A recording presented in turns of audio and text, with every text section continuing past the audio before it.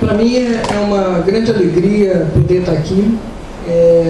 Esse convite veio num momento muito importante que a gente realmente precisa estar unindo todos os setores, a saúde, o direito, o movimento social, para que a gente possa realmente promover esse debate sobre as tentativas de retrocesso que nós estamos vivendo nos dias de hoje.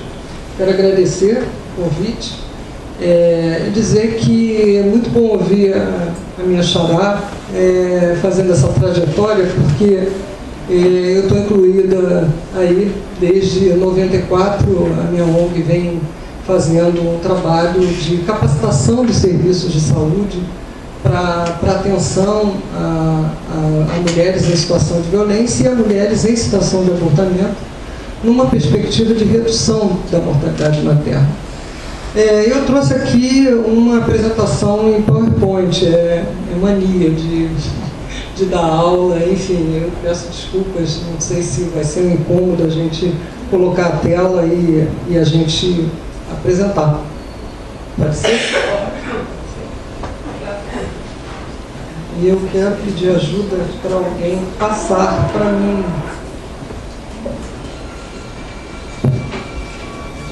Eu não sou muito afeita às tecnologias.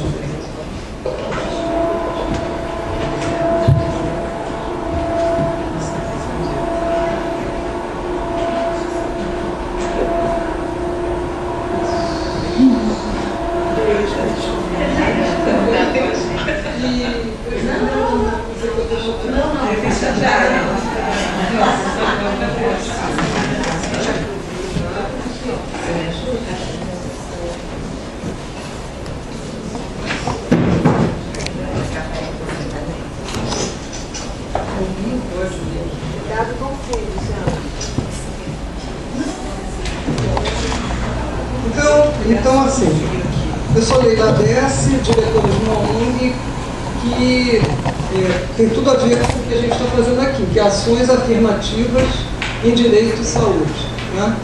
E também sou membro do grupo de estudos de aborto, que é o GEA, que vem trabalhando desde 2007 no sentido de aprimorar os estudos e o conhecimento a respeito do aborto no Brasil e no mundo, e teve um papel importante em 2012, quando a gente fez uma nota técnica dirigida a cada membro do Supremo Tribunal para a discussão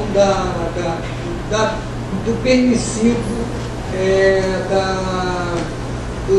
da interrupção do caso de feto anencefálico, né? Então foi um momento muito interessante de trabalho e a gente se mantém em atividade até hoje. Eu queria chamar a atenção assim, quando o aborto é crime, né, e nas situações que o aborto é crime, ele traz ameaças e desafios. O aborto é uma condição obstétrica que faz parte da vida reprodutiva das mulheres. É uma das práticas médicas mais antigas, enquanto que a lei que o criminaliza, até pelo histórico que foi trazido, é um fenômeno relativamente recente. O propósito da lei é, no fundo, ameaçar as mulheres de punição, como se a prisão, a possibilidade de ir para a prisão impedisse a sua ocorrência. Não é isso que a gente vê. O aborto continua acontecendo. Se a gente for fazer um levantamento aqui, quantas pessoas passaram por aborto ou conhecem alguém que passou por aborto? Na verdade, o que acontece é um processo reverso, né? Ao invés de diminuir, o que a gente tem é situações de muitas complicações pelo fato de existir essa lei, de existir a punição. E como a lei criminalizadora, as leis para o aborto no mundo que a gente traz aqui, elas, em alguns países, talvez na maioria dos países, ela é bem mais permissiva do que nós, que a gente tem por verde, são os que são restritos, são sem restrições, os países onde é permitido, por qualquer razão, em até 12 semanas. O que está em cor laranja e um meio degradê de laranja, o aborto permitido em casos de estupro, malformação fetal, fatores socioeconômicos, como, por exemplo, a capacidade da mulher de cuidar de uma criança.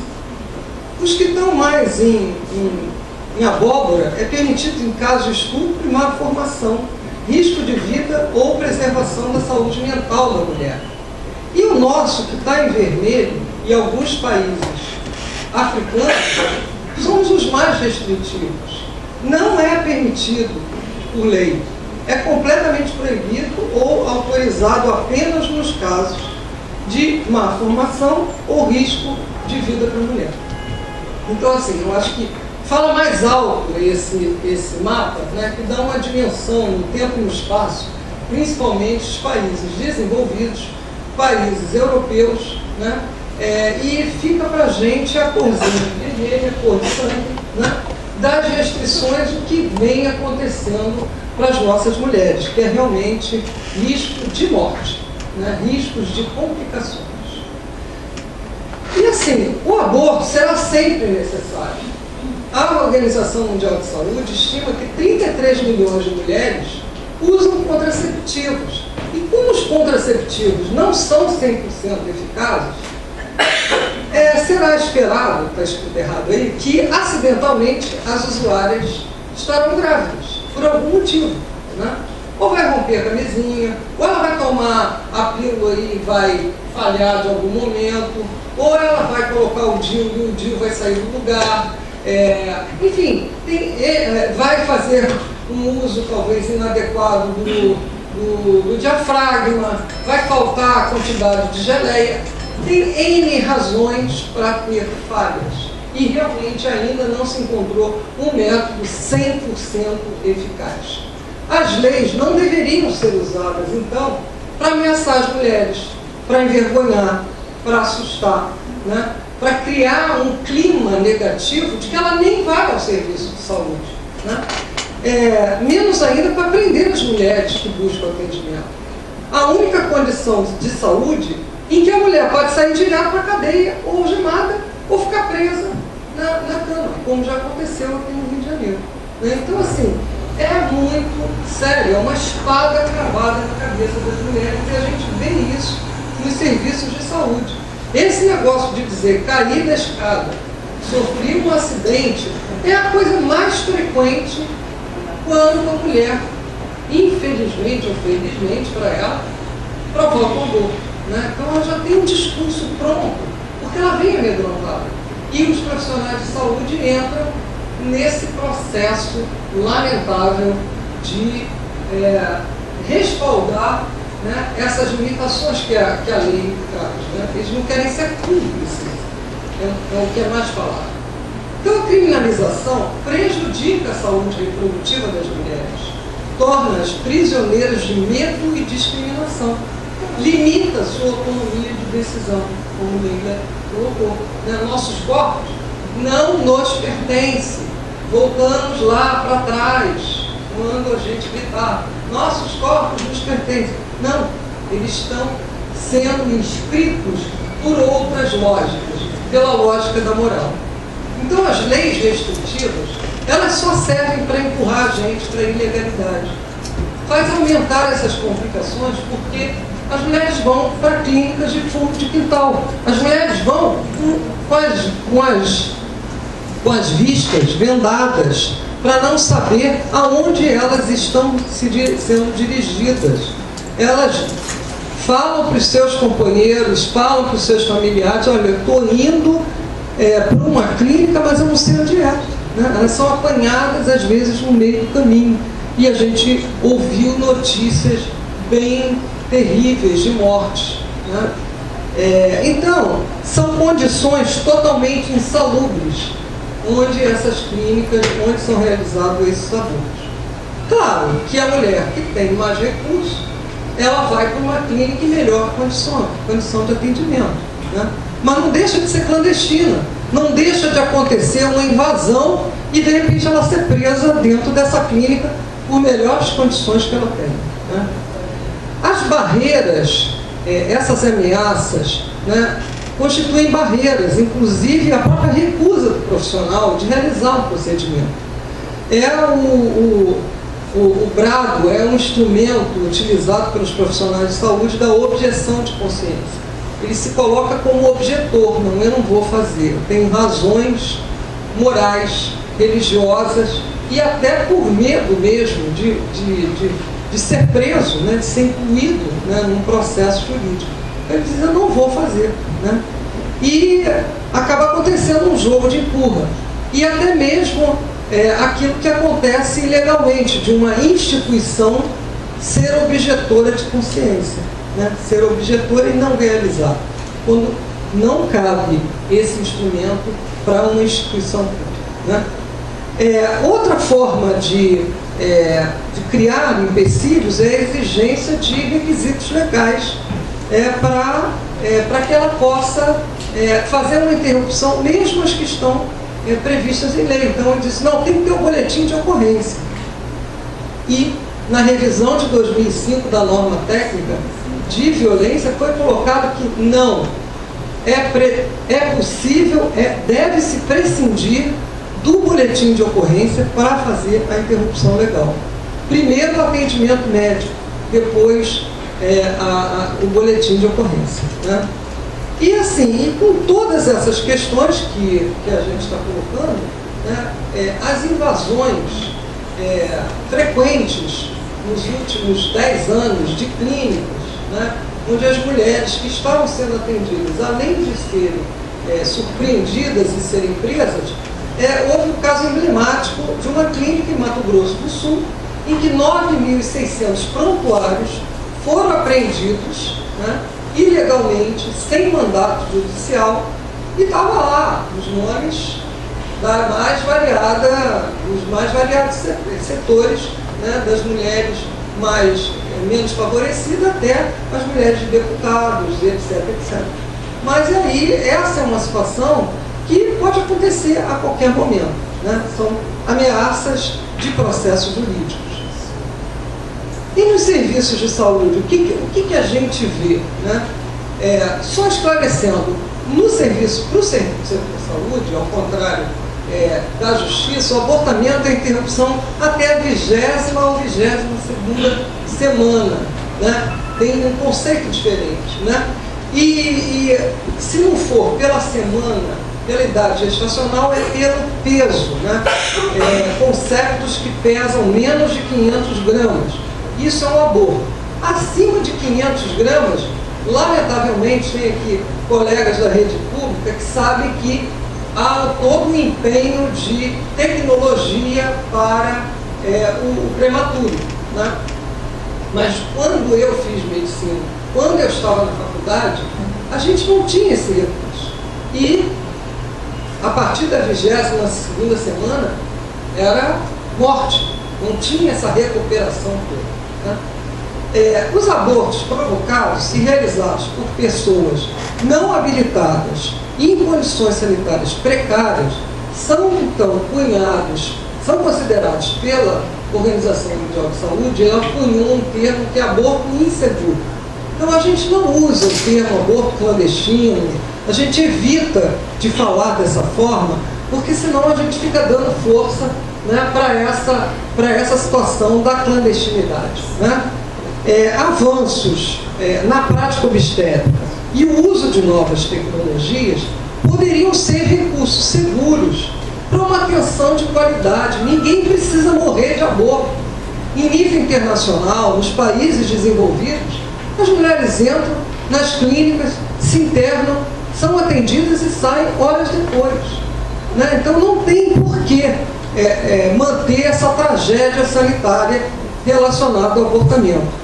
E é claro que fatores que intervêm nessa questão a questão do Código Penal arcaico de 1940, né, que mesmo assim querem rever, para não ter indicação nenhuma, as condições gerais de acesso e de qualidade do atendimento e os determinantes culturais da nossa sociedade que realmente são fortes ainda. Tem uma divisão clara, as pesquisas que a gente faz, né, e instituições de mulheres que vêm fazendo esse trabalho de conhecer melhor o pensamento de nós mulheres, ainda tem uma divisão do contra ou a favor do aborto, né? Em termos de definição, o abortamento pode ser habitual, completo, incompleto, retido, infectado e previsto em lei. Estou falando nos campos da saúde. Os abortos inseguros são considerados totalmente evitáveis, mas é um tema negligenciado, né? 42 milhões de gravidezes terminam em aborto no mundo, e destes, 21 milhões ocorrem em condições inseguras, né? E a quase totalidade desses 21 milhões em países em desenvolvimento. Então, aquilo que Leila falou, as condições precárias, países onde as condições são precárias, países em que as mulheres, né, pobres, as mulheres negras, são as que mais correm riscos dessas condições inseguras, né? E a América Latina é considerada a região onde há maior taxa de aborto inseguro, de maior letalidade por todas essas questões que eu coloquei, né? de que é no fundo de quintal, são situações bastante inseguras, né? A gente fez, junto com o Instituto de Medicina Social da UERJ, a gente fez um levantamento dos abortos, né, considerados inseguros, baseados, né, no número de internações por ano, né, e a gente fez um apanhado de 92 a 2005. No gráfico mostra uma queda do número de abortos, né? Eram 350 mil abortos em 92 e passa a ser 250 mil em 2005, né? Mais ou menos seguindo a taxa de fecundidade do Brasil, que é outro gráfico que eu trago, de 2000 a 2014, uma queda importante, era 2,4 o número de filhos, era mais ou menos esse, a taxa de fecundidade, passa a ser em torno de 1,8. A gente está se aproximando das mulheres europeias, né? Parece que é bonito ter um filho e pouco, né?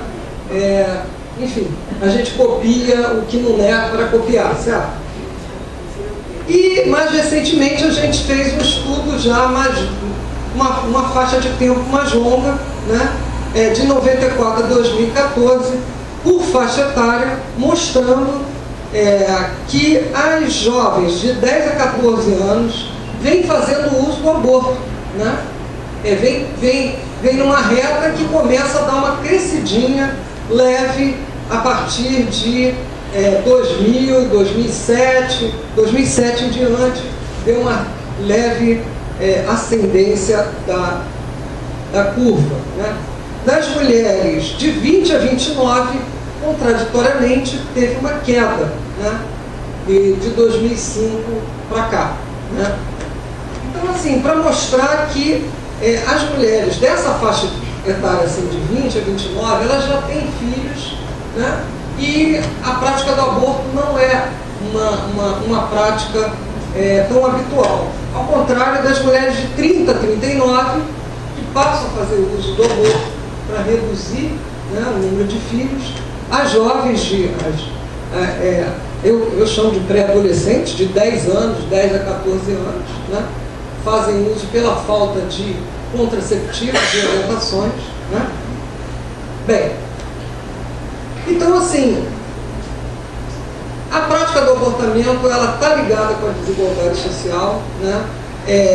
E as mulheres de baixo poder aquisitivo, elas lançam mão de procedimentos de risco, de automedicação com drogas abortivas, para desencadear uma resposta do organismo, para a expulsão daquele conceito, né? E é por isso que é perigoso, é por isso que aumentam as complicações. Então elas introduzem objetos perfurantes, substâncias tóxicas pela vagina para atingir o saco embrionário. Provoca uma reação de irritação da mucosa, né? E também através da ingesta, de venenos e substâncias tóxicas. Por conta disso, a partir de 2006, a Organização Mundial de Saúde fez um levantamento, catalogou as práticas de abortamento consideradas inseguras e fez um quadro, né, um inventário de métodos de aborto inseguro. Isso aí foi objeto do meu estudo, do meu doutorado, porque a gente começa a se questionar, né, por que ainda temos tanta complicação? Porque as práticas rudimentares, elas continuam, né? Então são os chás, são substâncias tóxicas ingeridas via oral, assim, detergentes, ácidos, chá de folhas, né? Além disso, né, o uso de substâncias como o próprio Citotec, o próprio misoprostol, introduzido nas vaginas ou no colo uterino, e introdução, isso já é antigo, né, de corpo estranho, como arame, agulha de tricô, catéter de borracha, caneta esferográfica. Então, tudo para produzir uma reação, né, irritativa no colo do útero, né? E o interessante é exatamente que a Organização Mundial de Saúde inclui, né, todos esses, faz um levantamento internacional, né, dos mais variados métodos. É horrível, é muito desagradável a gente saber disso, mas é a realidade das mulheres. Elas não vão para a clínica, elas vão primeiro tentar esses métodos e chegam no serviço de saúde, aí com aquele discurso, elas estão sangrando, e aí dizem que caíram. Mas na verdade não foi nada disso.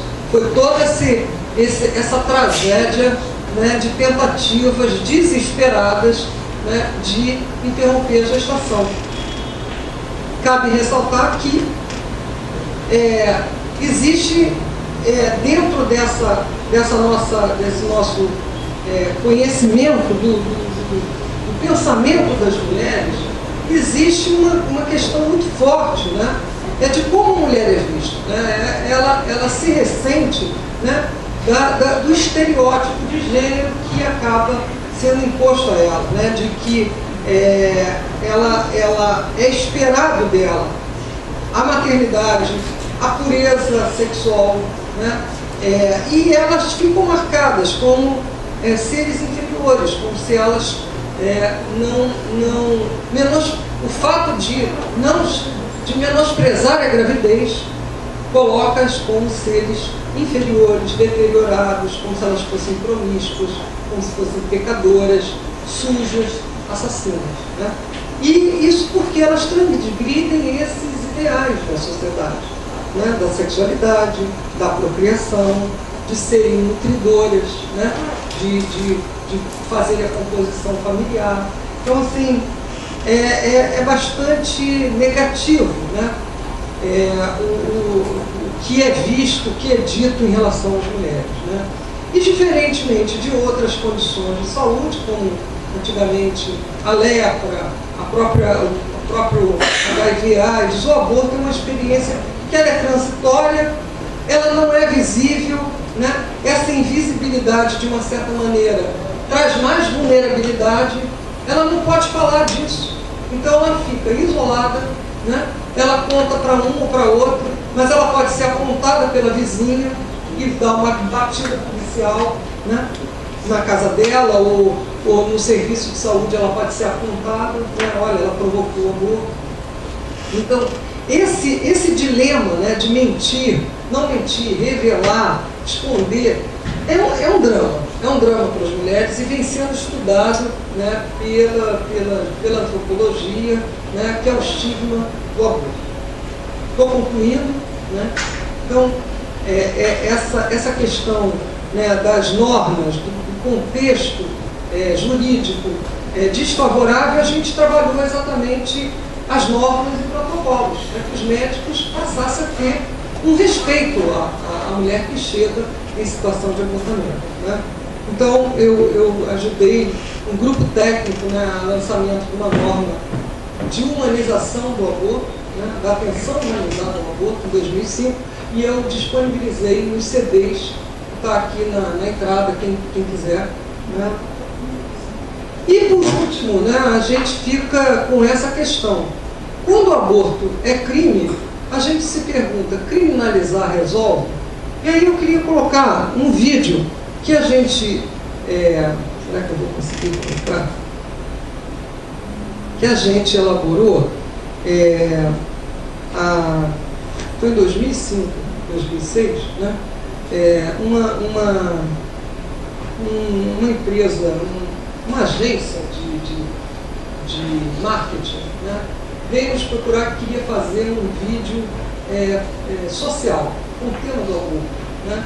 E aí a gente aproveitou, né, uma pesquisa que foi feita com mulheres, feita pelo movimento de mulheres, para transeuntes lá em São Paulo, né, que fizeram algumas perguntas e a gente aproveitou para fazer esse vídeo chamado Vai Pensando Aí. Vamos ver se a gente consegue colocar ele, que é uma coisa muito rápida. Eu sei que eu já avancei no meu horário. Você é contra ou a favor do aborto? Contra. Contra. Contra. Contra. Contra. Contra. Contra. Totalmente contra. Você conhece alguém que já fez aborto? Conheço. Conheço. Várias pessoas. Essa pessoa deveria ser presa? Na minha vida, só para você saber, as pessoas fazem cara de dúvida. E ao final tem uma faixa escrita, vai pensando aí. Então a gente usa esse vídeo, né, para suscitar o debate. Né? E aí, logo a seguir. Porque está no YouTube, vocês podem acessar no YouTube, né? E usar, como a gente usa, eu começo as aulas na faculdade, nos debates, enfim, usando esse vídeo, porque realmente a gente teria que ter uma cadeia, né, várias cadeias, né, para prender todas as mulheres, né, porque a gente tem uma estimativa de quase 1 milhão de abortos ano, né, então, aqui no Brasil. Então, assim, que isso sirva, né, que esse trabalho que a gente está tendo aqui, né, de levantar esse debate, sirva para estimular que vocês levem essa mensagem, né, que multiplique essa mensagem e que a gente possa reverter essa PEC que vem aí, que realmente vai ser medonha, vai restringir, vai trazer muito mais dramas para as mulheres brasileiras. Muito obrigado.